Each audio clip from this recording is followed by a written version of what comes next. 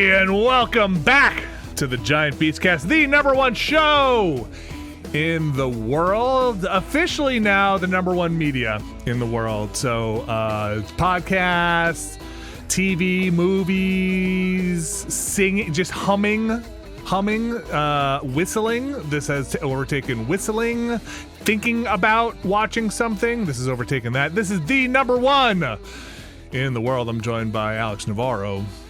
Hello, Vinny. I think that that dedication, that award is somewhat suspect, as I had the Hollywood Foreign Press out here. I treated them to 5-star accommodations at my apartment, and they may have been a little suspect. You gotta play the game if you want to be in the game, Alex. You gotta play the game if you want to be in the game.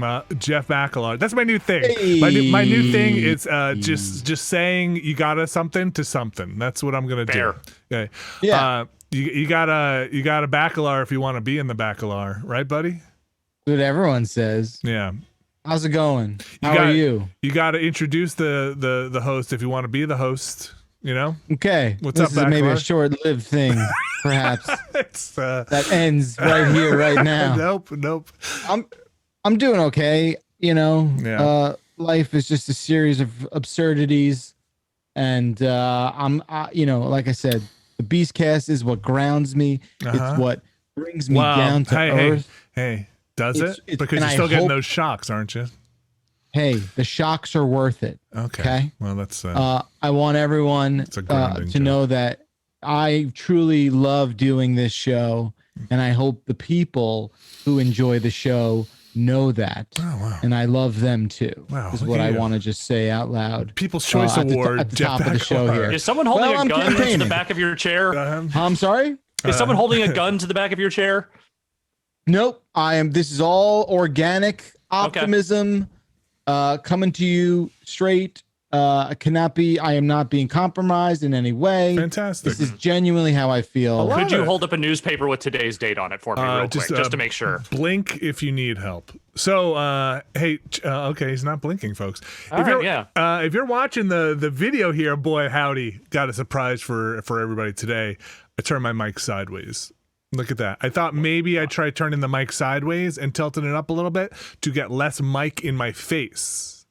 Right? Less mic in my face. It's a thing I'm trying. It's a thing. I get it. Yeah. It's a thing I'm trying. You should have done this along with like a lot of things in the beginning. I told you to do that. What else did you tell me to do? I said stretch. I said there's no way. Well, I said stretch and walk as much as you can. And I also said you should do that. I'm not trying to like take credit for your clearly obvious move that you should have done. A little bit too. But in the beginning I said, "Hey, maybe you do that." I don't remember that, but I'll believe you. You were like, I have to cover my face. It's the only way that microphone will pick up my voice. And I was just like, is that real? Is that how mics work? Well, the closer I do sound better, the closer I get to the microphone. When I'm right up on it, it's just a presence. But it's a sacrifice I'm willing to make. You know. I think you sound great. You look and did I tell you you look great? You did tell me that. Thank you very much. Thanks a lot. I've got a lot of big stuff going on here in the old the Vin cave, the basement here. It's a disaster around outside of this bubble that you could possibly see for watching this video. It is a nightmare. It's a nightmare world, and a lot of big happenings. I've already talked about trying to get this wall behind me or put more storage behind me so I can put all my toys on the thing behind me.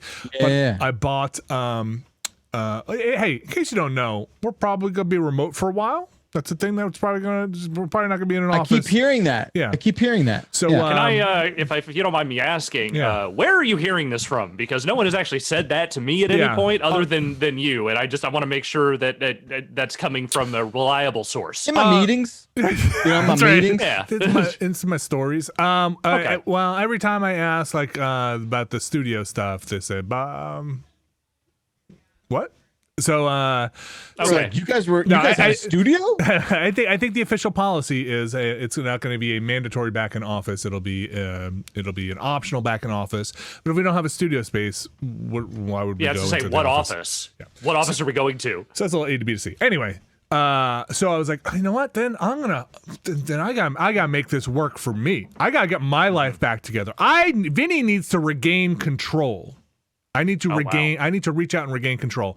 Part of that's going to be I bought mounts for these lights. I'm gonna take these lights off the floor. I'm gonna put them into these floor joists that are right above my head here. Why not? I say, why not? I bought extension cords for all these things so that they can all the nest of wires can reach to the outlets, and I don't have to have extension cords coming from the outlet to here. You know what I'm saying? I'm gonna bundle all the.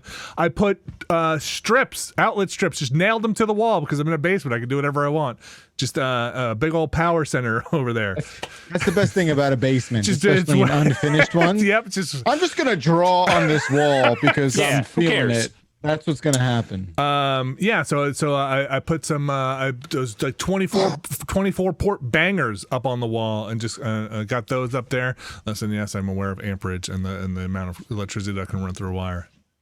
Thanks though. And you got all that stuff. I'm gonna clean up this desk. I got risers for my monitors so my back doesn't and my neck doesn't break any more than it is. These things I actually lifted them up to eye level, about eye level, and then that's like a good foot. I raised that thing up. I had been doing some bad stuff. I think this is all happening. It's all happening. You gotta take control, or it takes control of you. That's part of my new thing. Remember, you don't own the stuff owns you, right? Anyway. Yes, Tyler Durden, that is the line. I did it. Feeling better already just talking about it. How's everybody else doing? Talking about it is really part of, it's half the battle. Let me tell you. I mean, I'm kind of jealous because I refuse to do anything to this space because one, I'm renting, and I'm not going to really fucking go ham on this space because at some point I want my security deposit back. But two, I don't know how much longer I'm going to be living in this apartment, and having that sort of like no firm date as to when that may be, but also the uncertainty that I'm going to be here through the end of the year. Is just a whole mix for it's a potent mix of I'm not going to do anything. I like it. You just got a lot of toothpaste and cover those holes in the wall. Just put a toothpaste in and it just blends right in there. Oh, I got some of that stuff. You spackle. Plaster. Yeah, spackle. I could spackle. Yeah, just spackle and paint it. I'm trying to make the space a little more enjoyable. Good. And not trip. That's a fun project. Not trip over everything and break my neck when I go to turn the lights on for this show. Yeah. None of that. That'd be nice. Yeah. That'd be good. Man, there's so much stuff on. It's so out of control. Oh gosh. Oh, anyway. I'm doing great. Okay. Let's just make this a therapy session. Why not? Well, I'm doing great. It's fantastic. A lot of times I need to make lists, and that's how I regain control, right? When I feel like things are spinning out of control, that's why I do projects, right? I write down everything that's wrong, I make a list, and I start to tackle them one by one. You gotta take small steps. Life can get on top of you, and I try to make a list and say, okay, what are the things that are bothering me? And I can try and what are the things that are within my control? What's outside of my control? Make a list. Do it. I've been walking. That helps. Feel a little better there. Deep breath. Here we go. I played through The Room 4. You finished? I did. It's not a very long game, but it is The Room 4 Old Sins. It's very good. I liked it. I think it is one of the better Room games. You guys are familiar with the Room series? Yeah, of course. I played that on my Android telephone mobile device. I played the first one. I have not played the other ones. First one's great. The other ones are also very good, but I think this one is probably my favorite since the first one. So it's very good. It's fairly short, like I said, 5 hours. It came out. The Room 4 came out like 2 or 3 years ago on mobile, and this is the PC version of it, which is upgraded graphically. Mouse controls. The Room 4, if you're into those games, we have a quick look up on the site. You should check it out. It is a game about puzzle boxes, basically. You kind of are puzzling your way through these mechanical, sometimes magical, little intricate boxes that unfold and open up, and a desk will have 17 drawers that will unfold and open up. This one takes place mostly around a dollhouse, which is very cool. It's cool. It's cool. Creepy. It's creepy. They're creepy. They have gone creepy. The good kind of creepy, yeah. Yeah. So my daughter watched me play most of it. And I was like, hey, listen, if this is too creepy for you, you let me know. She's like, it's kind of creepy. It's pretty creepy, but I want to keep watching. But I want to keep watching it. At that age, your creep meter, you really don't have a creep meter. It's either on or off. Yeah. So we were watching. It's not a dial. It's a switch. What's that fucking that like 30-minute movie with like the real 80s kung fu stuff? It's on YouTube. The guy Karate Kid. There's like. No, it's like dinosaurs and Nazis and fucking. It's like something Fury, like maybe Kung Fu Fury or something like that. Live action movie? Yeah, live action. It was like a VFX artist made it clearly with like a bunch of friends. Oh, the chat's delayed, so they're not helping me out as quickly as I would like. So I'm stretching. Yeah, just stretch. Yeah, it's called Kung Fu. What it came out? Fury? Kung Fury. How did you not get there? Wait. You said Kung Fu Fury. How did you not get there? Firebolt. It's it was the one with the game that came out alongside of it, right? Yeah. Oh, was there a game? Wasn't there like a beat 'em up game that came out alongside of it? Okay, man. Like Yorma from Lonely Island was involved in it. I think he plays Hitler in it. Anyway, Dylan walks in. We were watching it. And he saw the T-Rex part, and like he knew. First thing he goes is this? He goes, is this Jurassic Park? Well, that's a legitimate question. We all laughed. We were like, nope, it's not Jurassic Park. And then he like saw something real quick, and his creep meter went up to the point where he was like, I need to leave because I'm gonna have nightmares. Like he knew right away. Yeah. He knew like this is off limits. This is adult stuff, and I need to get out of here. I would imagine Roxy's creep meter is more finely tuned like that, right? She was like, she's like, I want to keep, kept saying, hey, do you want to keep watching it? Or do you think, is this going to bother you? Are you going to have nightmares? She's like, yeah, probably, but I want to keep watching. You can't ask a kid, are you going to have nightmares? Yeah, probably, but I want to keep watching. So I'm kind of late. I'm kind of thinking, I'm thinking she might like the horror movie stuff. Like, I'm thinking she might be like of that ilk of like, hey, I like a little bit of a scare. Like I'm ready to buckle up. Like, let's do this. This is a little creepy, but let's go. I can, and so I think you start with the Addams Family and you work your way up from there. Oh, damn.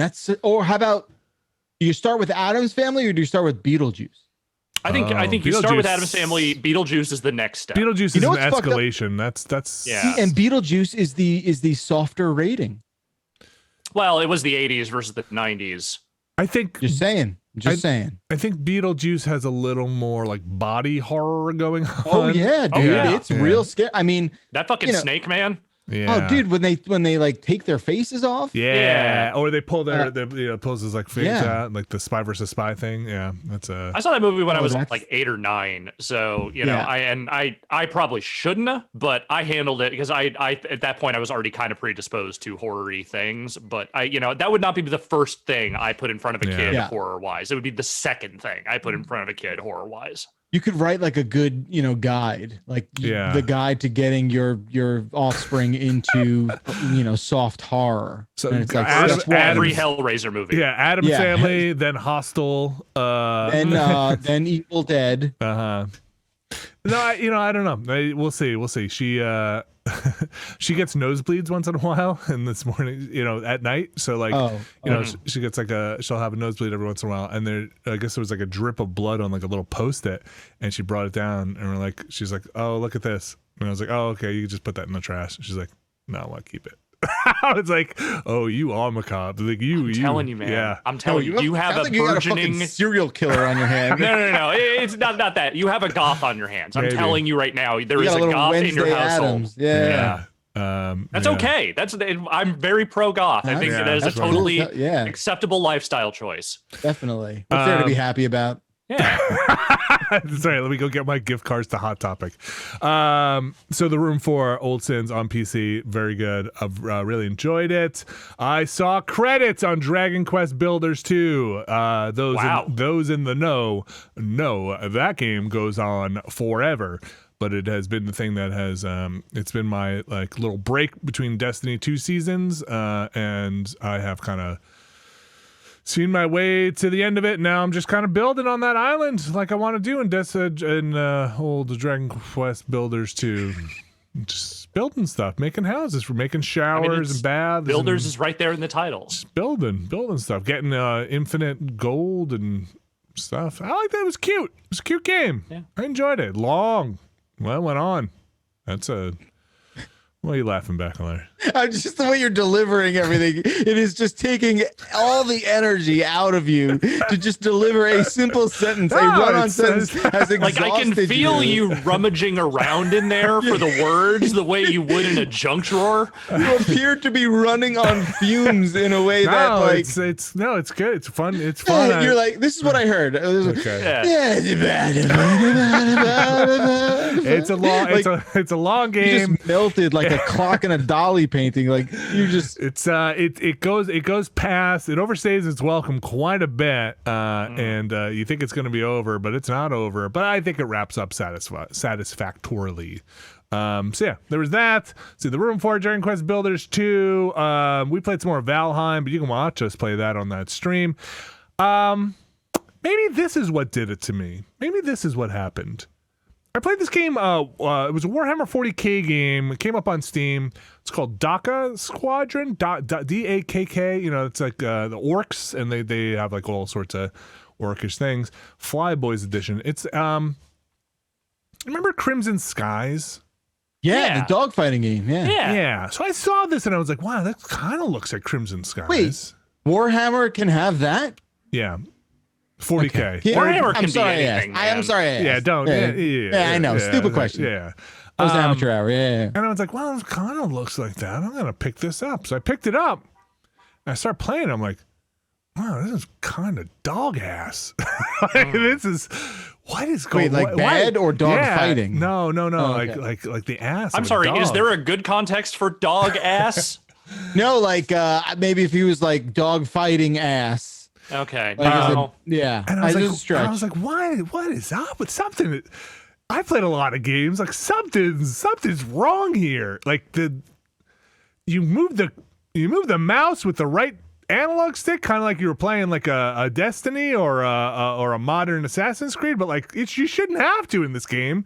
It's like something's fucking up. So I go back and I'm looking at the Steam page. And I'm like, oh man, the Steam reviews are like pretty positive. What the fuck is going on here? It's a mobile port. It's the PC. It's a PC edition of a mobile port. And I'm like, because there's no checkpointing. It's got like very tiny maps. It's like doesn't control super hot. You can turn on it. And it was like, man, I think I got. You did. Yeah. So I think I'm gonna save that one for. There's a Relax Friday stream we do on Fridays. I'm gonna show off some of that. I don't know, man. That doesn't sound very relaxing. Yeah, what are you trying to do? It sounds like an act of aggression. I'll show the folks. Show it off there. You know, it's one of those things where you have to make that kind of game time call of like, am I going to put the hours into this to quick look this, or do I just put a pin in this and move on to something else that might be worth the time? And I made that decision there. That was a bummer because I was like, oh, this could be cool. I'm up for this. Like, I want this. I want a Crimson Skies. I'm ready. Give it to me. I'll even take a Bloodwake. I'll take whatever you got. But like, I want something like that. And it wasn't that. I'm sorry, dude. I'm sorry. It's okay. I think the closest stuff happens. The closest you're gonna get these days is an Ace Combat or the Ace Combat likes. Those are probably your best bet. Even those, like, they're pretty arcadey, but not like that Crimson Skies arcadey. Hey, don't get me wrong. I am very pro Crimson Skies. Those were fun games, but no one's really doing that.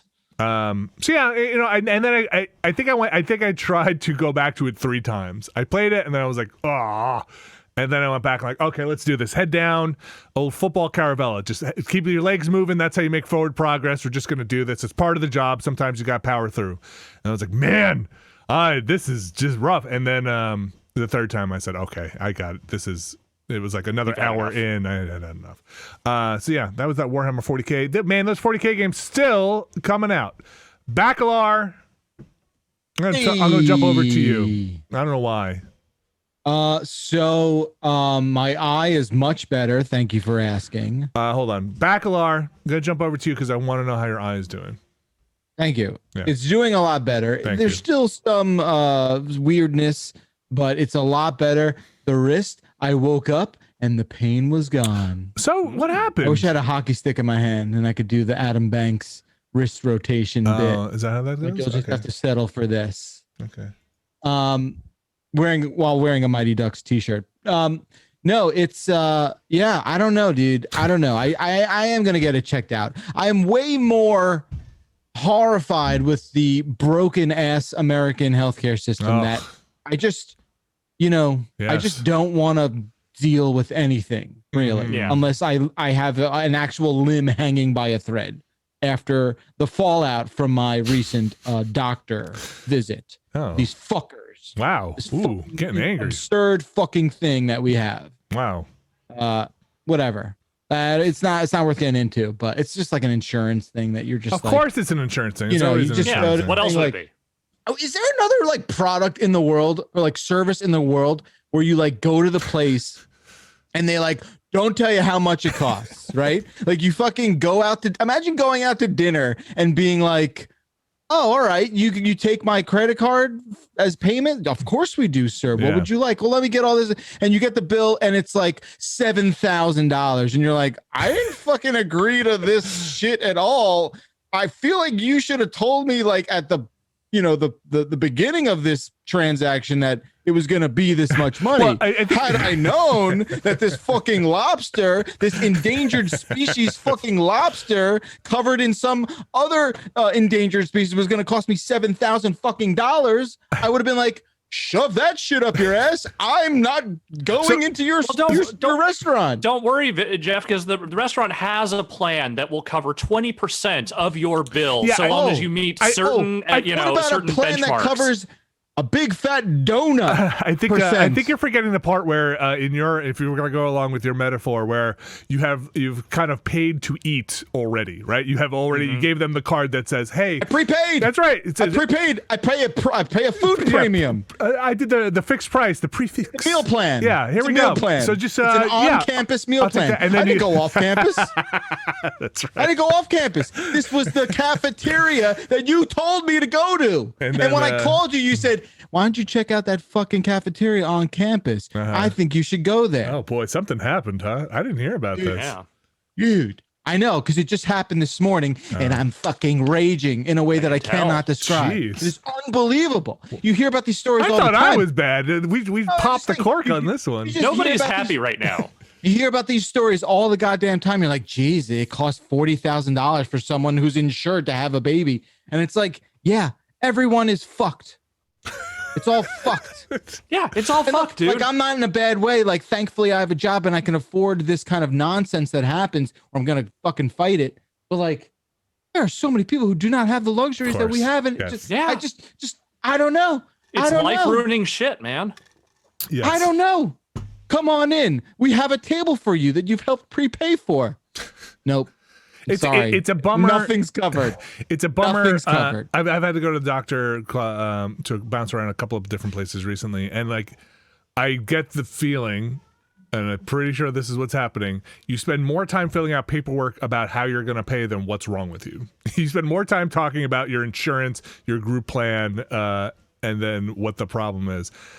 Yeah, man. I don't know. I've talked to people. I have friends. I have family now in other countries with universal health care, and that stuff. It's so. I don't want to hear it. I can't. It's hard for me to imagine walking into a place and not having to fill out three whole sheets of paper about health insurance and paper and paper. Well, it is so wildly insane. It's amazing we're all alive. It's amazing. It's amazing. Are you feeling okay though? My eye's fine. Like, okay, good. It really, the swelling went down. You know what they don't tell you? Like, hot compress can really do wonders. Hot compress, some lubricating eye drops. Okay. Really put that sty to bed. What did you? So I'm on the other side of it. Would you like a hot rag? What do you do there? Like, you run You got a hot rag? You got a hot rag I can borrow? No, dude. I don't know. There's something about the phrase "hot rag" that just fucking earwormed into my ear there. Yeah, it's not a good word. Yo, pass that hot rag. Anyway, hot rag is the new hot couch. I see you went to the doctor and they tickled your funny bone. You like that? No, they didn't. They stabbed it with an ice pick. Jeez. Oh boy. Okay. I'm not like, I just, I'm just, don't pay your bills, do crimes, don't pay your bills. Okay. Okay. So I've been using I like paper towel just because I don't like I want to. I know it's wasteful, but like I want to throw it away because it's just like the eye gunk, and you're like, you know what? Let's. I think that's one you can be okay using a paper towel. Yeah. Okay, so yeah, and then the wrist thing really perplexes me, you guys. I've talked to people, and they're like, you could get it checked out. I don't know. I feel like if they're, like I said, I've had that injury like 6 times already in my life. Yeah, that's a weird one. And it's like perfectly fine. And I've been to a doctor at a point where I had the injury and the doctor was just like, I don't know what I'm really looking for if there's nothing currently hurting That's you. what you want to hear. Yeah. He's like, you're like a ghost with no bones right now. And I can't like you tell me to point to a thing where it hurts. Yeah, right. And he's like, that's just skin. I don't know. So they said they never sent you for like looking inside the body stuff, x-rays, MRIs, scans? I definitely had an x-ray at some point because see, what's funny is like I would schedule the visit, and by the time I went to the visit, it would be fine. That's how fast this heals. This injury that I have had, that's probably, like I said, half a dozen times. It's like, I was going to say that's good. I'm sorry you have that injury that comes back up, but it's probably good it goes away, I assume. I guess until it doesn't, right? I'm just waiting for it to happen again, I guess. The older I get, the more frequent it'll be. Anyway. Let me. I'm going to share this with you since we're in this topic right now. I had to go for a MRI, for 2 MRIs. I haven't had an MRI. I had a football injury once. I had to go for a MRI back in high school, so that's got to be at least 5 years ago. So it's been a while since I had an MRI. No, I'm kidding. It's like 25 years ago. It's you guys can 5 years ago. No, that's okay. You're old. Yeah. I forgot how fucking close to your face that that whole thing. I don't like that. That whole thing is. In my memory, it was further away. The machine, like the coffin nature of it, was a little more open. So I shut my eyes immediately, and you got to hold still for like 17 minutes in that thing, and they inserted me into the coffin tube, and I definitely had to do some deep breathing and like, hey, chill out, Caravella. It's the thought of if I move my arm up now a centimeter, it's going to hit this thing. Like, how would you squirm your way out of this contraption if you? I think the technician who was there sensed I was like kind of rigid, or maybe they just do this all the time, but. When I laid on the thing and they inserted me into the MRI, she's like, "You okay?" And I was like, "Yeah, I think so." And she like tapped me on the top of the head. She's like, "The other end of it's right here." And I was like, "Okay." And that actually really helped, knowing that. That's interesting. Yeah, that like, oh, okay, like I'm like right there. But yeah, man, I forgot how fucking loud those things are too. Why are they so loud? I don't know what's going on. Is it the current running through? At least that was a distraction for me of like thinking about why is it making all these sounds? Is it the magnets going off? What is that? Is it a signal for the technician to know which part's happening? Like, it is. Oh no, that's just it. That's it tallying your bill. It's just a giant number calculator there. There's 1,000 mini accountants in there that just fucking are tallying the numbers. Oh man, yeah. So yeah, I don't know. I'm waiting for the scans to come back. I kind of want to see them. I want to see what's going on inside the old systems over here. So you play any video games? Yes. Okay. I actually played one last night. I streamed it a little bit too. I played Teardown. Oh yeah, that's a fun game. Good old. Let me tell you, you talk about a nice little satisfying little Destructo game. I'm a big fan of that. I'm a big fan of what it was doing. It's also funny. It's a lot funnier than I thought it would be, just because of like the first mission you have where you have to blow up that poor old lady's house or something like that. They're like, be quiet, be subtle, and I'm literally launching propane tanks at this house.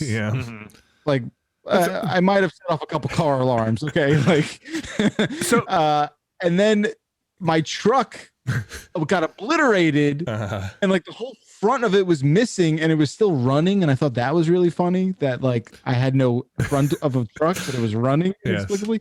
Anyway, that game's a lot of fun. What I made it up to the first timed mission one where you have to leave. I only play for like an hour. It's in like the warehouses, right? Right, where you have to like grab 3 items within 60 seconds and then bail. And I wonder, is the rest of the game like that, or is there just like, it's just escape routes? Yes. So, or I don't know. Like destruction fun. I didn't finish every map, and it's obviously early access, right? So the parts I played, that is the core of the game. It is you set up your escape routes, you plan the whole thing, and then touch the thing that's going to set the alarm off, and then you try to get all your things through the quickest route. Not just escape routes, routes to different things, but you get the thing to know that's important to know is you get upgraded tools and you get new tools. So you will get stuff that makes keeps it interesting. Yeah, you get stuff that makes traversing and navigating the environment more fun and makes stuff easier. So, are there more environments? There are a couple of maps. Oh, okay, cool. Yeah. I think the whole the spray paint idea is very smart. I like that a lot. There's a weird thing of it where you sort of zoom out to the bird's eye view. Yeah. For whatever reason, the animation spirals, and that was giving me a bit of like disorientation. Oh, really? Like a little vertigo? Because like your cone of vision, I wasn't like dizzy or nauseous, but it was making me not understand what I was looking at. I know it's a weird nit to pick, but like, you have that top down version, and then it like, spirals down back to you. It's not like a 1-to-1. It sort of like moves the camera. So just disorienting you. And I was just like, oh, you don't have to do that. Just let me go zoom back into my body in the direction I was looking. But other than that, I had a lot of fun. How to run on your PC? Like so it was running really well. I do have a 3080, so like But I was streaming it too, I could tell that the stream was a little slower than I would have liked. Okay. It was not like I was playing, at a pretty high frame rate, but the stream, and that could also be my like OBS and all that shit. But yeah, the game performed really well. I didn't know if I was trace and raise, but I was. It felt like it might as well have been. I realized that game is demanding in a way that you don't expect. There's a lot of physics. There's a lot of physics, and also like visually speaking too. Like it does do some really cool and like a lot of cool like perspective and tilt shifty sort of stuff. Game's real cool. Just like I love a weird, cool, fun thing, and that game's scratching all the right itches for me. Any other itches you want to talk about? Nothing that I can literally put my finger on. What about any burning sensations? Anything you want to get out there? Nothing. No, not really. It's been okay. Aside from the other elements, it's amazing what a week can do. Let me tell you. Yes, that's amazing. One day at a time. Alex Navarro.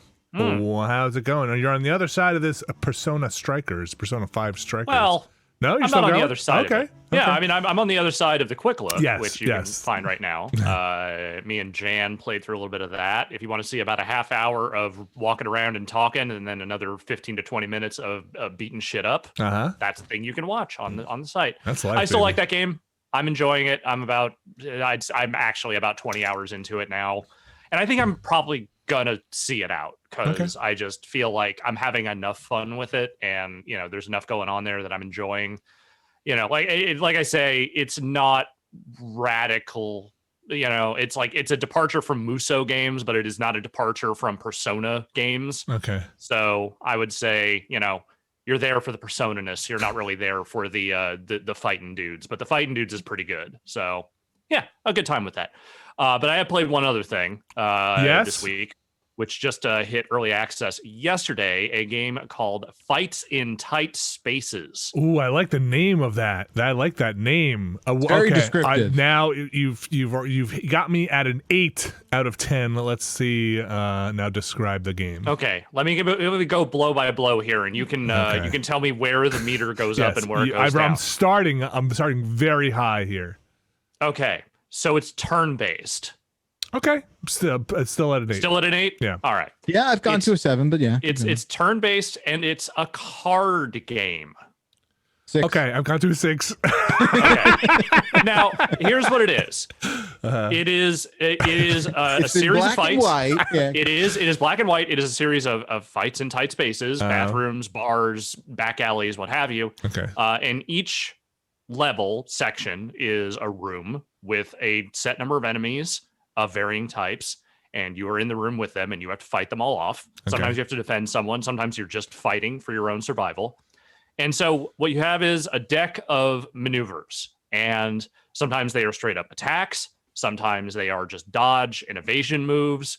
They all take a certain amount of, I guess the word would be stamina, fight points, what have you. You have a set number for each turn. Fight currency.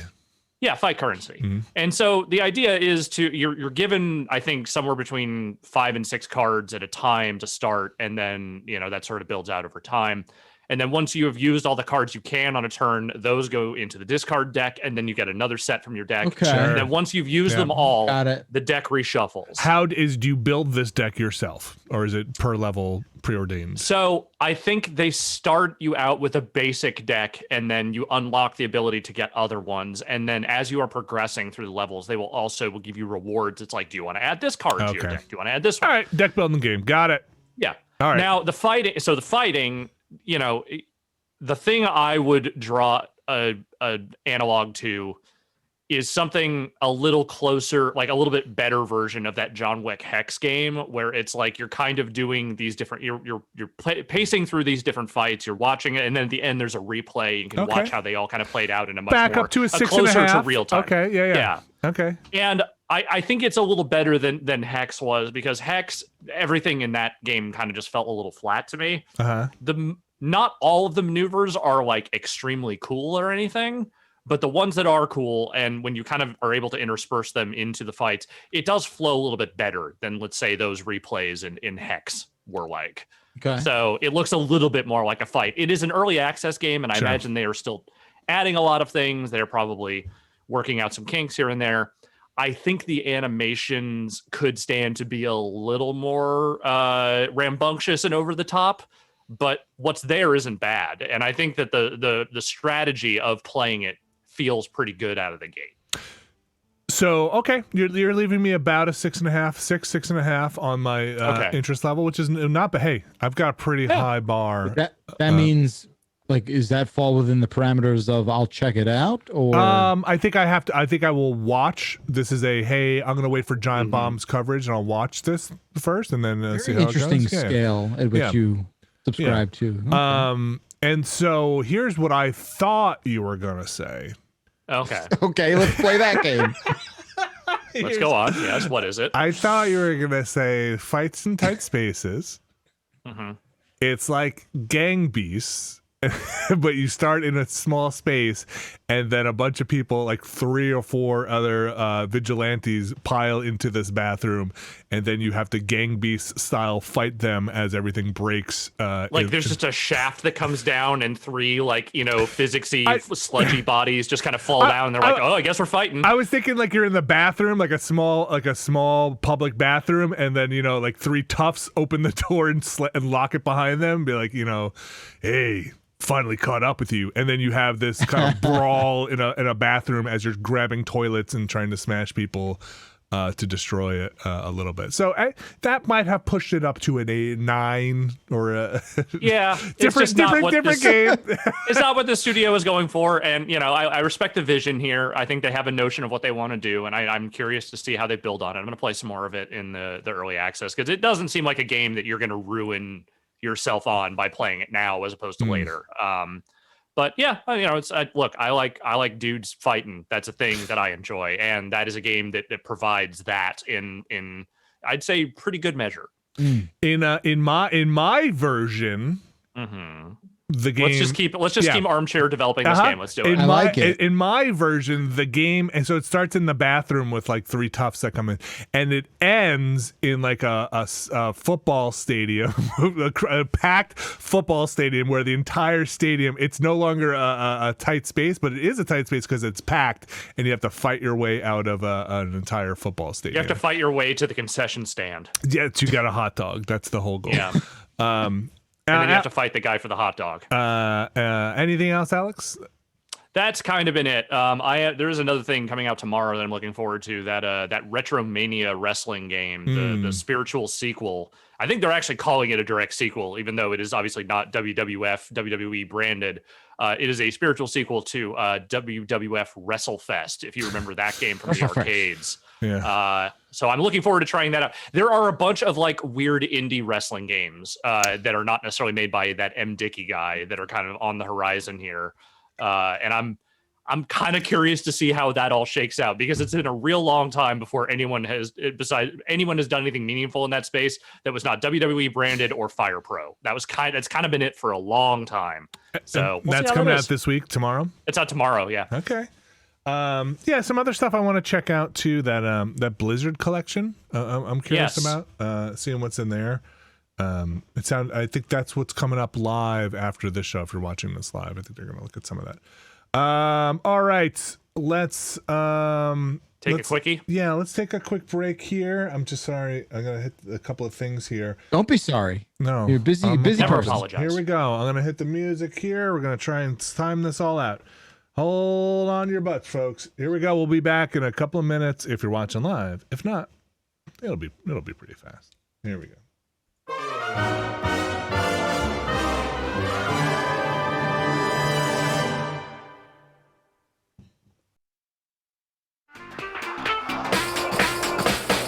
This week's show is brought to you by Fabletics. Jeff Bakalar, Alex Navarro. We might be working from home, but let me tell you from experience, you want to stay a bit active if you're not currently stretching out, moving around, maybe breaking a sweat here and there. Stay limber. Stay limber. I think it's pretty important. I can tell you from a bit of experience, you want to keep that body moving, and Fabletics can keep you dressed while you keep moving.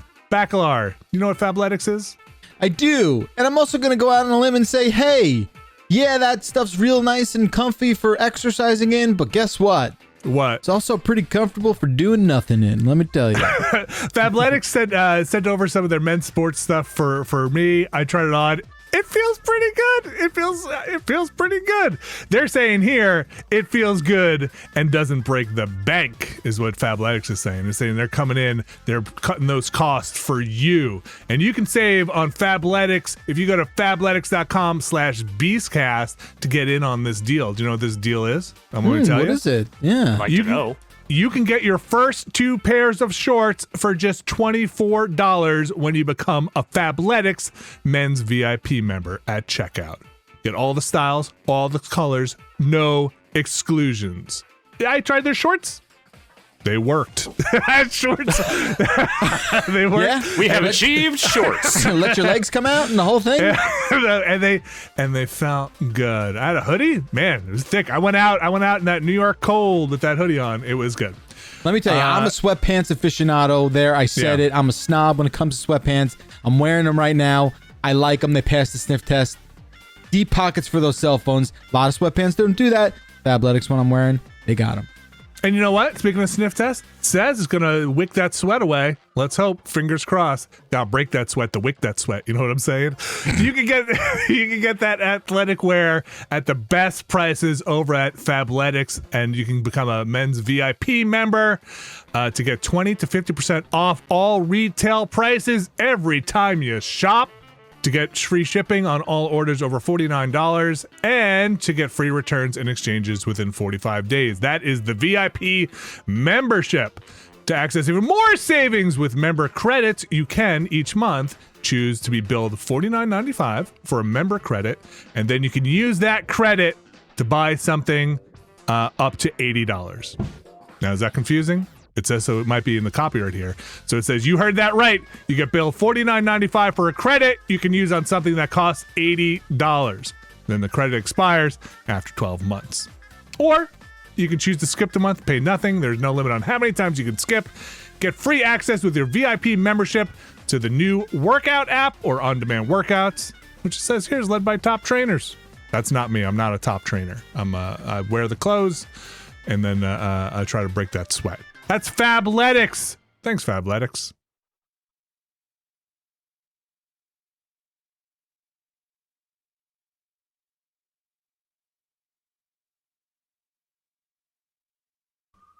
All right, and we are back, folks. With the news, the sirens or the news siren. I hear it. It's happening. Woo! That's the news siren letting us know that we got breaking news. Alex Navarro, breaking news. Yeah, so this is being reported. The sources are reporting. It has not been officially confirmed by the folks at Sony, but this seems like it is possibly true here. Sony sounds like they may be winding down internal development at their Japan studio. This is the studio responsible for things like the Ape Escape franchise, the Gravity Rush games, what have you. And it just sounds like they are moving away from having that team work on original development. Now, a couple things about this. This is maybe emblematic of a shift that's been going on for a while. A lot of things about Sony's PlayStation power structure have kind of shifted to North America in recent years. There's just a lot more internal, and Europe as well, but there's just a lot more internal development happening in North America. Polyphony Digital is still making Gran Turismo, and Asobi Studio, obviously, who made the Astrobot games, they are still working on stuff, but the Japan studio has not really been putting out significant amounts of stuff for really a while. And it sounds like this is just potentially part of that kind of reorganization and shift of development resources. And I guess some folks that have worked at that studio have been leaving as of late. Someone cited that the original Bloodborne producer at Sony left recently. So seems like there's some shifting going on over there. Hey, sorry if you covered this already at the top. Where is this coming out of currently? I think Video Games Chronicle. They've broken some other stories recently, so it seems like this is not like an out of nowhere kind of reporting. Okay. But again, has not been officially confirmed by Sony in any way yet. Developing. So, take that as you will. The rumor mill. Yes, someone Jeff in our Discord just reminded me that I believe Knack was also developed by that studio. Well, yeah. Some people like Knack. Some people didn't enjoy Knack. Yeah. That's my remembering of it. Take that. All I remember is when Knack danced over the credits. I never played Knack, so I can't. Yeah, you don't need to. I can't commentate on either way. Let's get into it here. What do we got going on, Alex? What else is happening in the world? Well, as you know, now that the Democrats are in power, everything's fixed. Everything's back to normal. Everything's great. My back and health insurance. The world is working exactly as it should, and there's definitely no problems going on anymore. Actually, there's one problem that needs fixing. Definitely not getting stimulus checks out to people. Definitely not anything more important than this. The government is finally going to get to the bottom of the semiconductor shortages that have been plaguing various electronic industries over the last year. Following the pandemic, this affects a wide swath of different industries, but it has definitely hit video games as well. It is apparently part of the reason why there has been a limited supply of consoles going out there over the last several months. But yeah, look, this is just them saying we're going to look into it. We're going to try and figure out whether we need to start manufacturing this stuff ourselves or what's going on. But also, God, is this really a priority? I mean, I understand that industries need to get their damn semiconductors, but I don't know, man. Well, it's hopefully it's not the only thing they're doing. Right now, it kind of seems like it. Does seem like a lot of stuff, Alex. Yeah, this has to do with the sourcing this stuff and kind of the stress on a system on the supply chain when things ain't moving so smoothly anymore. And I think that's my takeaway from this has been people getting a bit of a wake up call in the global economy, supply chains, and what happens when it starts crumbling and you can't get this part, you can't get this thing. So yeah, I think like you said, affects a lot of stuff. Video games just being a part of it. And car industry had a big problem with this too, right? Yes, computers and cars specifically are apparently in short supply. And they've got an amazing lobby, Alex. I know. Well, so you can understand how this would be shot to the top. All I'm saying is, where's my motherfucking check? Where's everyone's motherfucking check? You're just gonna get an envelope full of semiconductors, and they're as good as gold, baby. Rare earth magnets. I can sell those for parts, so it's fine. Your scrap. You're just you're gonna get an envelope full of Fallout scrap and bottle caps. Whenever this job blows up, and let's be real, it's an inevitability. I think copper wire stripping and selling is it's going to be a lucrative industry going forward. Yeah. Oh yeah. Scrap Alex. It's old scrap. Alex's scrapyard. Alex, what else is going on? How about this? Ready? Speaking of things being scrapped, what else is going on? Nice. I love segues. They're great. So Anthem, the BioWare game that either was dead or wasn't dead, or is being reworked or wasn't being reworked. It is no longer being reworked. So Anthem is not dead in the sense that Anthem will continue to exist. The servers will remain up, and the 150 people who are still playing it will be able to continue playing it. But if you are one of those 150 people and you had been banking on the revamp of that game, perhaps bringing in new players and refreshing the experience, that will no longer be taking place. The head of that project at BioWare posted a blog saying basically further development on the game has roughly been canceled. We're not shuttering it, but it is not going to change in a major way going forward. We are rededicating resources to Mass Effect and Dragon Age projects, and that is what they will be working on for the foreseeable future. Interesting. Where do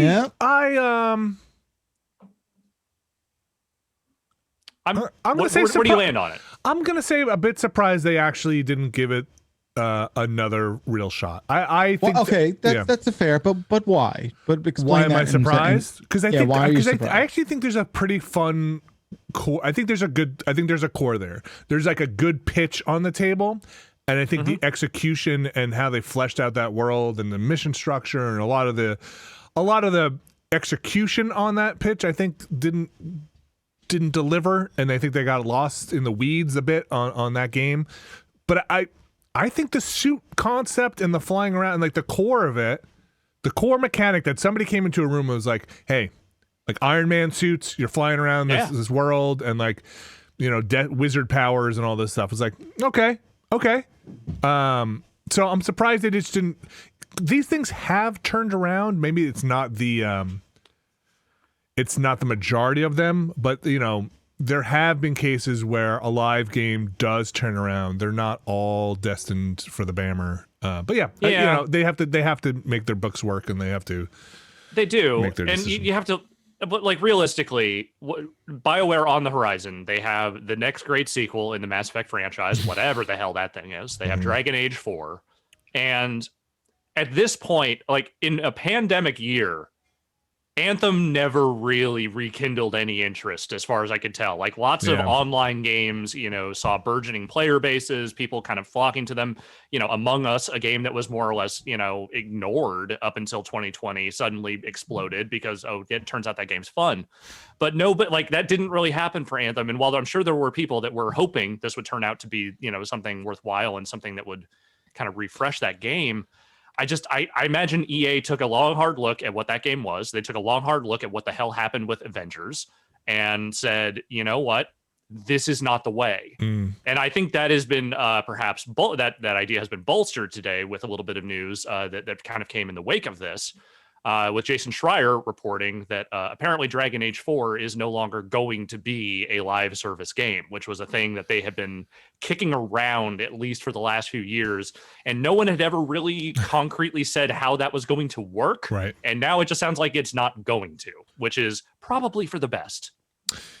Yeah. Yeah. I'm also not sad that, if your job depended on Anthem being a product, then of course that's a rough one to go. But I think the biggest problem Anthem had going for it, at least for me, it was just not fun. Like you can have moments where I think that's a bit of it. Like there weren't even enough moments to say like, oh my gosh, I'm gonna suffer through this because these moments are good. It just was like kind of boring. So yeah. They're not putting it, they're not burying it, but they're just halting. They're halting future development. Anthem 2.0. They're not going to do the big remake. Okay. Yeah. Okay. Yeah. What if, and let me just, this is obviously nothing that's been reported. This is just me bandying a wild idea here. But let me just, I got a wild hair up my ass. Let me see how this grabs you. Pick that hair out of your ass. What if everyone in Mass Effect got power suits? Didn't they have the jetpack in Andromeda? Yeah. But I'm saying, what if everyone got the Anthem power suits? Sure, okay. If you're saying what if the new Mass Effect is Anthem, then Alex, you need to be cast into a hole because don't wish that upon a Mass Effect. Don't wish that upon Henry Cavill. He's showing his true colors here, though. He's stoked about this. All this does is open the door much wider for more Mass Effect shenanigans. Yeah. Had no real lucid response to that. Okay, here's the double edge of that sword, though, right? Oh man, all these resources are going to dump into Mass Effect and Dragon Age, and now what does that game bloat into? Does it go beyond the scope and spec? And now is the return on those games have to be Downer over here? Come on, dude. Listen, who are we talking about here? There's nothing wrong with here's the thing that I came to realize as a part of this Anthem news. I was kind of going through the catalog in my mind here. Is there a game, a franchise at this point that you actually trust EA to fully deliver on right now? When you say EA, you mean I mean the entire EA family of products. You mean Papa EA. You mean big old the EA conglomerate. There's got to be something. There's no sports game in their library right now that you can say with 100% certainty that's going to be good. That was the first thing that went out of my head. Yeah. There's nothing in the BioWare catalog right now that you could point to and say, okay, the next thing they make in this is guaranteed to be good. They picked up Need for Speed. What the fuck even is that? They picked up Codemasters, right? Didn't they? Yeah, but they haven't done anything with it yet. Yeah. Okay. And we haven't seen what they're going to do with it. What about Apex? Apex, yeah. You know what? Respawn, that's it. Respawn is the exception. That's it. But how long has Respawn been with them now? Was Star Wars fully developed with them? Titanfall 2 during or after is, I think, when they okay. So it's been a while, huh? Okay. Yeah. All right. Yeah, I'm trying to think what they're like. I don't know if they have the the EA stink on them. I don't know. I don't know. Like the EA is a big publisher. They probably put out more stuff than I even can. If you told me this game was published by EA, I wouldn't even know it. I'm just saying that hope when it comes to EA is maybe just not an emotion that you should feel. Yeah, I really like that Respawn Star Wars, the Fallen Order. Is that what it was? I wanted to like it more, but I agree that was probably the most successful single player thing that EA has put out in forever. I think EA. Man, they go through this all. This is an interesting part of covering this stuff for a long time. The EA has one of the biggest. We all have new marching orders things every 3 or 4 years, and the shifts, somebody yanking the wheel and getting onto a new lane or getting into a new lane is very EA. Sometimes it really pays off with like the Mirror's Edge, Dead Space stuff that all came out of that era. Sometimes it is mind-bogglingly bad when they were Dante's Inferno. When they really started shoving all those microtransactions into who's Mr. Michael Transactions. I haven't heard from him in a while. After John Riccatello is Michael Transaction, and then and John DLC. Yeah, so some of that stuff is bizarre. We'll see. I guess if they're saying that they don't have to be live service games, which again, what does that even mean? It just means that they're not going to try and shoehorn a bunch of bullshit into it like Square Enix did with Avengers. Like that's they're going to make a single player RPG, which I say good. That's what a Dragon Age game is. But what was it gonna be? That's the thing. I don't know. Yeah. They never said how that was going to work, and it never sounded like it would. So I guess they also figured that out. Yeah, and we'll see what happens. What else is going on, Alex? Oh, let's see here. So in more bad news, so we talked last week, I think, about the hack at CD Projekt Red. Yeah. That had a bunch of stuff stolen. That is gravely impacting their ability to continue working on that game, it sounds like. They have had to delay the next big patch. And basically employees have, again, this is going by Schreier's reporting, have essentially been locked out of working on their computers for the last 2 weeks because they, personal information not on the player base but on employees was part of the stuff that was hacked, and the whole security system there, it sounds like it is still being sorted out, everything that was stolen, and trying to figure out how to like redouble their security efforts. But essentially everything is kind of ground to a halt there as far as development on Cyberpunk and other things. So right now that next patch has been delayed to next month. We'll see where if that continues to get delayed, or if they eventually get back on track or what. But the whole thing sounds like a gigantic mess. What a it's been tough quite road. the tale. Oh my gosh, it's hard to even goof. Like, man, no, it's not worth goofing on. It just sucks. It sucks. Is it have the conspiracy theories started with the this was all staged, an inside job? Yeah, this is all staged to delay. I'm sure someone no, but out it sounds there, like you just started one. Yeah, No. someone out there has a fucking hacksaws can't melt steel beams thing going on, but I have not seen it, thankfully. Okay. So I don't think, for the most part, I don't think people are treating this as a false flag operation. Okay, yeah, man, they can't catch a break, huh? No. And I mean, look, again, when it comes to Cyberpunk as a product, that is a break of their own making. When it comes to this hack shit, that's just no good. That's just no bueno all around. Yeah. Okay. What else? Okay. All right. The rest of this, not nearly as negative. Here, these are some quick hits. These are not bad things. Here we go. If you are one of the people that have been enjoying the recent influx of PlayStation exclusives going to PC, guess what? What? More of them are coming to PC. Hooray! The first one? Hooray! Days Gone. Oh, okay. Days Gone gets maybe more heat than it should. I think Days Gone should have stayed gone. I think Days Gone gets exactly the right amount of gruff. I think gruff? Yeah, gruff. Is that not a good? No, it's guff. You're thinking of guff. Oh, right. I'm thinking of the crime-solving dog. Yeah, McGruff. McGruff gets it's the right amount of guff. There we go. Yeah, I feel like very rarely does that happen where, it either tips the scale in one way or the other, but I feel like Days Gone really threaded the needle in the amount of guff it received. I agree. I think Days Gone, if it had come out, there was too much, like many games these days, too much in the lead-up cycle, and then some of the attitude in that game was maybe not up to gruff. But up to gruff. But listen, I fell off of it, but I put some time into it. It's kind of enjoyed. Yeah, it seems like you're just trying to validate your time with that game. No, it's Here's what I'll say. We don't necessarily know what the other ones coming up are. There was a rumor that went around, I'm gonna say a few months ago, maybe longer, about some of these, which included Days Gone, but the other ones that were being kicked around were Bloodborne and the Nathan Drake collection. Now, this is rumors. Bloodborne on PC is. Yeah, what are we talking? Those are the rumors. Oh, okay. But I'm saying Days Gone was part of those rumors, so there's a possibility. Okay. A possibility. We'll see. But I don't know. Like, they have not said what the other ones are just yet. I feel like Bloodborne would be that's a big one. That would be a huge one. That's a big one. Yeah.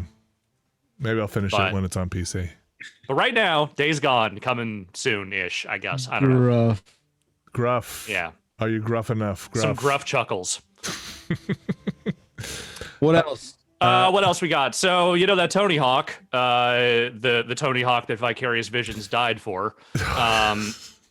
Yeah, it didn't die. It just got folded in a blizzard. So they're making that Diablo 2 shit, it sounds like now. So not a lot of people are going to get this reference, but it's Jesus that he's talking about. Yeah. I did it.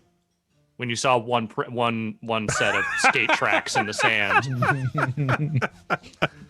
Look, let me get to where the actual news is. Okay, so if you've been playing that game, it was released for the PS4 and the Xbox One. Now and very soon you will be able to play Series X and PS5 upgraded versions, as well as a Switch version of that game down the pipes. Down the pipes. Down the pipes. The Switch version is a Switch version. That's pretty straightforward. If you haven't played that game and you want to buy it on Switch, you will be able to down the road. As far as the upgrade path for those who have already bought that game on previous platforms, If you bought the regular edition of Tony Hawk 1+2, just the regular $60 game, there is a $10 upgrade fee, it sounds like, on both platforms. Okay. If you bought the digital deluxe edition, which I think was $70, you get that upgrade for free. Oh, wild. What am I getting with this upgrade? So it will run at 120 frames in 1080p, and it will run at 60 frames in 4K native. They are doing a bunch of other, graphical bells and whistles in there. If you're asking, did they add that Alley Life song back into the soundtrack? No, they did not, I don't think. But they did add all the graphical bells and whistles if you want that stuff. And so there's some weirdness, I think, if you have a physical version of that game versus digital. The upgrade stuff might be more complicated. I couldn't quite sort that out in time before the show. But as far as the digital stuff goes, basically, did you buy the regular one? $10. Did you buy the deluxe one? You don't pay extra for it. Okay. I didn't buy that was outlined at the start, though, right? With the deluxe, or no? Well, I don't think they ever officially announced the PS5 Series X stuff. What's the implication? There was an implication, yes, but I don't think they ever actually said. I should play those. From the Game of the Year stuff, sounds like those are pretty good games. They're real good, dude. I'm still playing them every now and again. Yeah? Still fun. Okay. Yeah. Okay. Yeah, I boot it up once or twice a week. All right.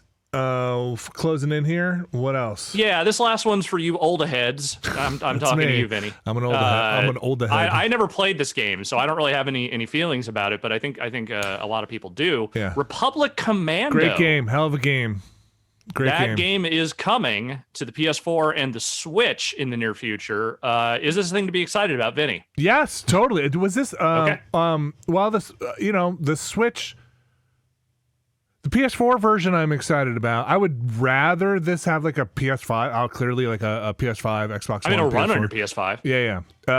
Switch version, hopefully is good. I mean, this was Xbox. Is it original? Yes, it was originally PC and Xbox exclusive.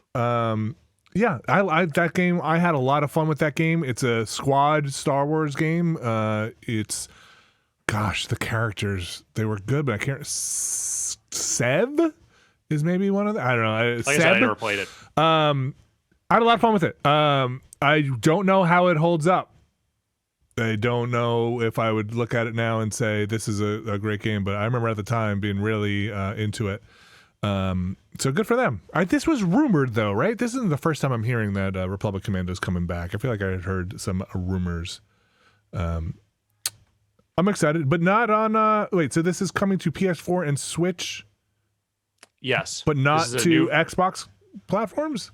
It might be backward compatible already. I'm not sure. Okay. I don't know, but yes, they are not doing, as far as I can tell, not a new release on those platforms. Okay. Cool. I'm pulling up the story now. I'm just looking. There they are. Fixer, Scorch, Sev. Okay.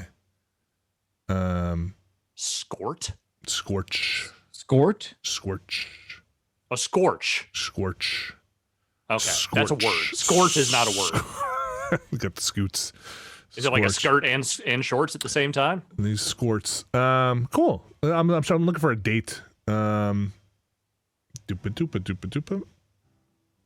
Oh, ported to Xbox One in 2018. Interesting.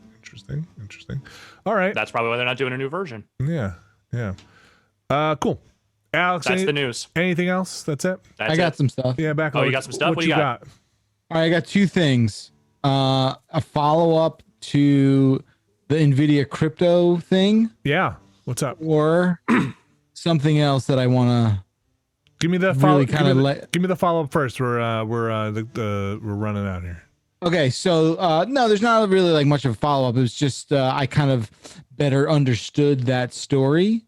I did some more research. Okay. Because I put together like a quick little explainer video on that. Okay. And I forget how we reported it last week, but the long and short of it is that NVIDIA's basically like, yo, we know our 30 series RTX GPUs are super, super attractive for Ethereum miners. We're going to basically nerf that functionality in the 3060 that actually comes out today. Mm-hmm. And they've pretty much said like, hey, we figured out a way to like do it with drivers and with hardware. There's going to be some sort of like silicon handshake that a 3060 GPU can understand and sniff out an Ethereum algorithm, like computational mathematical algorithm that like passes through and be like, no. A standard 3060, yeah. Right. I don't know about the TI. And 3080s, 3090s, 3070s, they're all still going to be mining, untouched. Mm-hmm. And yeah. And then there was, I'm sorry, I don't want to drag this one out, but then there's an exclusive mining card. Is that still in that thing? Yeah. So then they're coming out with stuff called CMP, which is crypto mining or cryptocurrency mining processors. They're basically GPUs, not with no graphics out. They're just built to mine so what happened Ethereum. Yeah. But here's the thing. They need to be appropriately priced so that miners don't say, well, fuck this. It's still better off getting another 30 series. And, they also just have to be efficient, right? They just have to like do the thing. There's a lot of moving parts here. Someone had emailed in, I didn't take the email, but somebody had emailed in with an interesting perspective on it, which was like, there's no secondary market for, gamers on those cards then, for the mining cards exclusive, there's no display out on those. So that just now you're inside this Ethereum mining market exclusively, right? These cards don't see a second life for people. Yeah, it's creating validity of this thing in a way that maybe I understand is necessary, but also maybe they shouldn't, but here we are. Yeah, the emailer also pointed out, again, this is just an email, so it's their perspective, but email pointed out that they thought, for every one of those cards made on a production line, it means it's probably one fewer of, a gaming card made because unless they're opening up new factories just to make these mining cards. So interesting, right? Like the resource allocation, that kind of thing. Like, I don't know that. I don't know. There's a lot of like sneering eyes at this whole thing, and if at the end of the day those cards are available and the price is not through the roof still, then maybe that is a successful play. What's the other thing you wanted to talk about? So I came across this thing this week, and you guys are gonna just like laugh and roll your eyes, and I to some degree do it as well, but there's something going on and it doesn't really relate to games as much, but it kind of does in an interesting way. Have you heard of NBA Top Shot? No. Okay. This is something they created a while ago, the National Basketball Association. They teamed up with a blockchain blank Ethereum mining. Some sort of blockchain company, and they are making one-of-a-kind digital collectibles, and they are selling these things in packs, like not unlike a loot box. Okay, and people are spending money and buying these packs when they drop. They're lining up in a queue to be randomly selected to have the option to buy one of these. Can I, is it time to ask a question? Okay. Not yet. Okay. They're buying these things. Mm-hmm. And then there is a marketplace also within the NBA's Top Shot destination online where some of these quote unquote, not one of a kind, but there's a finite amount of them. Sure. Protected by blockchain, ledgerized by blockchain. Yeah. Right? Yeah. And one of them, there was a LeBron James thing that went for $180,000. Okay, we're done. No, we're done with this site. We're gonna take a quick break. We're gonna be back with your email. No, we're done. No, we're done. The face on Alex is what I was here for. We're gonna take a quick break, and you don't want to talk about it? No, I don't. I want this to not exist. We're gonna come back. We're gonna have your emails. I'm just. Nope. Look. Fingers on the button. If you really want to back the car out of this spot, eject. Be my guest. Eject. But I think it's an interesting conversation. Because you want to know. Because no. Is that we're done? Nope. Is that it? Are we really getting pulled off stage? Yeah, you got yanked, man. Is this the hook? Came from the side. Hook? Yes. Trap door in the floor just opened. We'll be right back.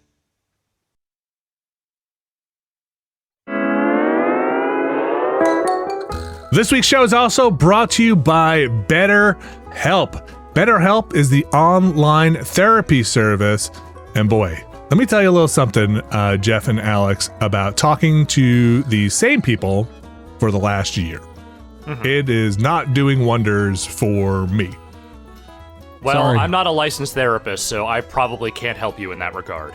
I think everybody in my immediate surroundings are sick of hearing about my problems. It might be time for me to reach out to someone new to offload basically what is a dump truck worth of issues at this point. BetterHelp is customized online therapy that offers video, phone, and even live chat sessions with your therapist, so you don't have to see someone on camera if you don't want to. Says here much more affordable than in-person therapy, and you can start communicating with your therapist in under 48 hours. Join the millions of people who are seeing what therapy is really about. It's always a good time to invest in yourself because you are your greatest asset. Oh, that's such a nice line of copy. You are your greatest asset. But it's true. But is really, it true? This is the first I'm hearing about this. You are. Hey, Alex, you are your greatest asset. Oh, geez. Can I cash myself in? No. I don't know what the value is there. Oh. If you're listening to this and you want to get on BetterHelp, you can get 10% off the first month at betterhelp.com/Beastcast. That's betterhelp.com/Beastcast. Hey, if you're struggling, seriously, you know, go out there and seek some help. Don't be ashamed to do it. These are some tough times, and if you need the help, go and find it. Thanks, BetterHelp.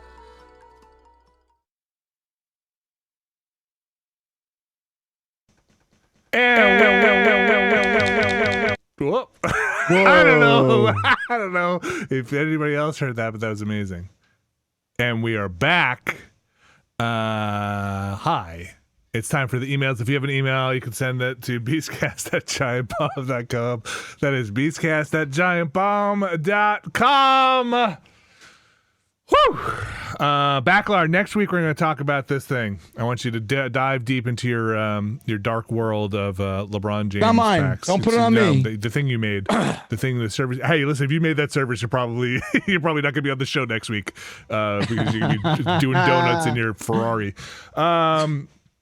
Let's get into the emails here. We're going to take a couple and then we're going to bop out. So let's talk about this first one here from Violet. Alex, why don't you read this one, this first email from Violet? Sure thing. Violet says, "Hi, Bombardiers. With games such as Resident Evil 2 and 3 and Final Fantasy VII Remake demonstrating that you can have great success taking an old game and remaking it with modern game design sensibilities, what old property, possibly ones that are hard to go back to now, would you like to see given this kind of remake applied to?"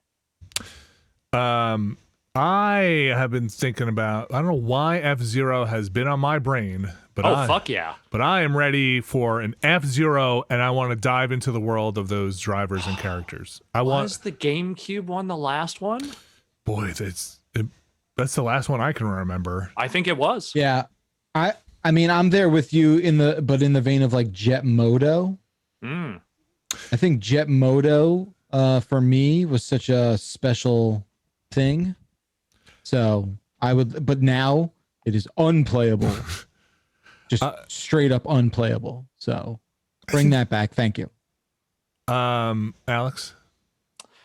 Oh boy. I mean, I can think of a few off the top of my head. I would love, and I would say they'd probably do a sequel sooner than they do a remake, but the last couple of Ape Escape games, I think you put a nice code of work on those. I think those would be fucking fantastic. Who's gonna do it, Alex? Well, I mean, look, Asobi Studio is right there. They clearly could do the work if you wanted them to. I would have said Jet Set Radio. I think that one, you put some budget behind that. You could do some real good work with that. But there is a game that's coming out soon from an indie studio, I think, that is making it a sort of a spiritual successor, if not an actual new Jet Set Radio game. So maybe that's not like a priority necessarily. Beyond that, I don't know, like big budget remake type thing. I feel like there's a lot of games I would probably, if I spent some time really thinking about it, I could come up with probably about a dozen of them. But like like Tony Hawk would have been the number one on my list there, and they did it. So now I'm like, just do Tony Hawk 3, and then we don't have to talk about this anymore. F-Zero. F-Zero's great. But there's a character action part. Captain Falcon, the Falcon machine, like goes off the rails and explodes. And you're half trying to find the mystery of what happened. Did somebody take Falcon out? And also racing, and there's like character work, and like you got your piece, and you're like in the underground racing scene, and a little bit of Fast and Furious, but like F-Zero cars, and like you're putting scrappers together. Like, yeah, I want the dark. How do you get to Mute City? Let's go into the underbelly of Mute City and see what's really going down there. How do you get to the top? Mute City Nights. Let's go there. Other games I was thinking about: Dark Sector or Dark Void. Both of them. I think Dark Void. They would just come in a double pack for some reason. That collection. Solar Jetman could use a remake. I think that would be a good one. And for some reason, I always want to see what happened with Chrysalis, the NES RPG game that I really liked. Those are my picks. That's what I thought of. Okay. I feel like my de facto answer to these is always also like Beautiful Joe too. Okay. Yeah. Beautiful Joe. Nice little series. It kind of does hold up still. Yeah, that's the thing. Is I'm not sure what they would really need to do. Yeah, exactly. But yeah. Def Jam. Do the Def Jam games. Sounds like a licensing nightmare, but okay. Oh, it is. That's why it'll never happen. But I don't care. Either remake or sequel. Fucking Def Jam, please. Let's take this next one from Michael Bakalar. Take this one from Michael. I was a little confused by it, but let's do it. I know why you're confused by it. Yeah. Hey, Beasters, this email is specifically for Jeff. I was curious if he had heard about the blockchain-backed NBA Top Shots and wondered if he thought the NHL should get on board too. Yeah. Well, Michael, what do you think? Yes or no? Rare hockey drops? Yeah. Who would be the rarest hockey drop? I wrote that during the break, and I was like, this is how I'm going to get back at that. Nice. You don't have to answer that. We'll answer it next week. It was recently Pancake Day here in the UK, and I was wondering what the crew thoughts on the best pancakes were. Is it American breakfast, English with lemon and sugar, crepes, kimchi, and what are the best toppings / fillings? This is all over the place. This comes from Michael. Well, my first thing is like, wait, are those pancakes? See, anything can be a pancake. No. As long as it's panned cake. No. No. If you order a pancake and somebody comes with a crepe or kimchi, they're doing you rotten, man. That you didn't. Well, they'd be identified, I think, on the menu as what they are. Like, they're not going to, like, I ordered pancakes. That's like, right. No additional information. And then suddenly there's a kimchi pancake. Pancake Day. No, it's. Just because it's flat and you roll something, like, is a burrito a pancake? I mean, a scallion pancake, I would call a pancake, even though it's a different flavor. It's not the same as a sweet pancake, but it is a pancake. See, this is the most I've ever really spent thinking about pancakes, and I feel like you're right. Like a crepe too, while it's clearly not a pancake, pancakes are like cake. They are cakey. Yeah, there's like a yeah, you got to put baking soda in it or something. Like by this definition, we're just gonna extend pancake, nomenclature to like tortillas. Then I mean, that's like, what I'm saying. We do? Right? Yeah. Right. So no, I say. So pancake is a pancake. It's something. Pancake is a pancake. Good or bad, I don't know. The kimchi is a real curveball. I've never had a kimchi pancake. Maybe it's delicious. I don't like kimchi to begin. I love kimchi. I've never had a kimchi pancake, but I would try one if they. And I like scallion pancakes. Yeah. And but I guess is a potato pancake. Is that a pancake? No. Like again, I think anything is a pancake if you believe in it hard enough. It's just these are food crimes. Yeah. I don't know. You don't. Look, I'm not getting into the whole like hot dog or sandwich thing, but I'm just saying like.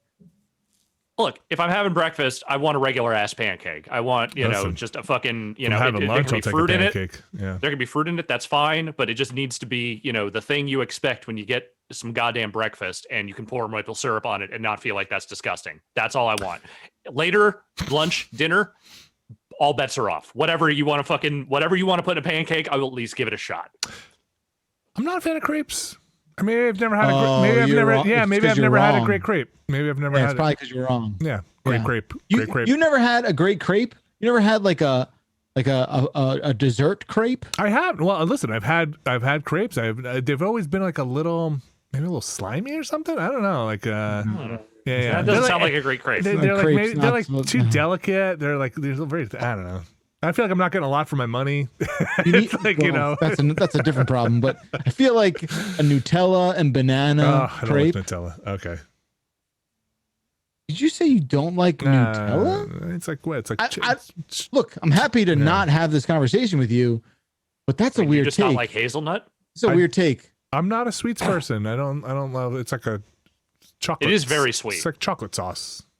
Kind of. Yeah. Yeah. Go tell me when the bad part comes up. That's when you put it on something. All right. I'm gonna read this one. I'm gonna read this one from Bob. Another one from England. Yeah, this was about, hey, I just paid $180,000. I, like Jeff, live on a cul-de-sac, and I have a minor issue. I wonder if you could help me with it. There are a bunch of kids that play football, soccer, at the bottom of the grass that separates my drive from my neighbor's drive. There's no wall separating us, but due to the fence line further up, it's clearly my grass. Mm-hmm. They played so much football that they've destroyed all the grass to the point where there's only mud remains. We're going to have to replant grass there soon, and my fiance keeps asking me to tell them to play somewhere else. They have their own gardens, but this patch of grass is the flattest, most pitch-like patch. However, the other night I came home, and they were laughing and cheering and generally having a great time. I'm not sure I have the heart to ask them to stop. But also, I do want grass on my front lawn. Is there a McElroy in the house? Rather than barren muck.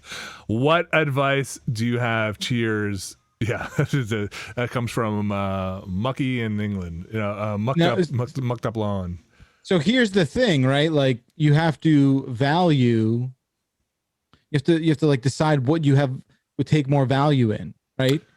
A nice garden, or not being a dick. Well, it's not even a garden; it's just grass, right? Yeah. Well, no. Well, like I think you got to move. People in England call their lawn the garden. You got to move. That's it. Sell your house. There's no other way to do it. You have to move, you just torch the whole thing. You just burn all your grass and make it a barren wasteland so that it is undesirable, so nobody wins. So, or put holes in it.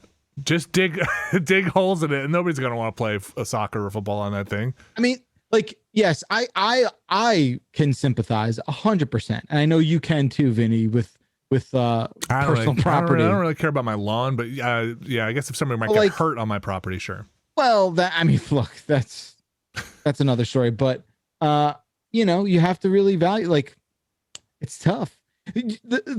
Bob says, I'm not sure I have the heart to ask them to stop. So there is something going on there. Yeah, he gets where he's like, look, there's just kids playing football. Yeah. What am I going to do? Mate, I don't know. Get clover. Put clover on your lawn. It's tougher. Put poison ivy. Put poison ivy. Yeah. Put like those things.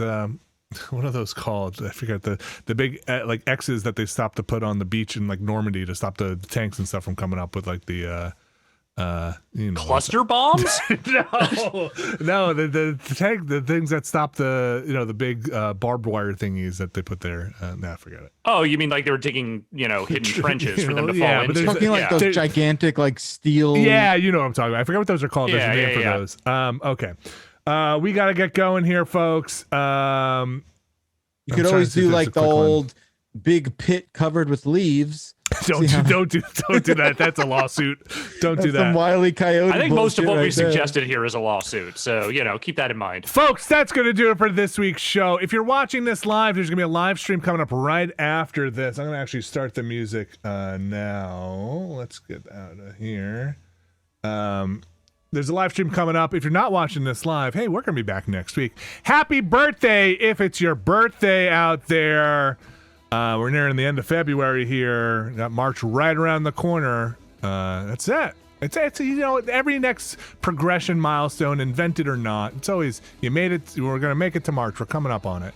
Alex Navarro, thank you very much. Thank you. You drumming tonight? I am. Great. Usual time.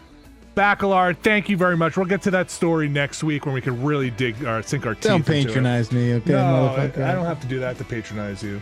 There's plenty of other ways. Speaking of patronizing, thanks for being a Giant Bomb premium member if you are, and patronizing the site. And if you're not, hey, thanks for listening. I got nothing against you. You're great. Everybody's great. It's a great time. Best time to be playing video games.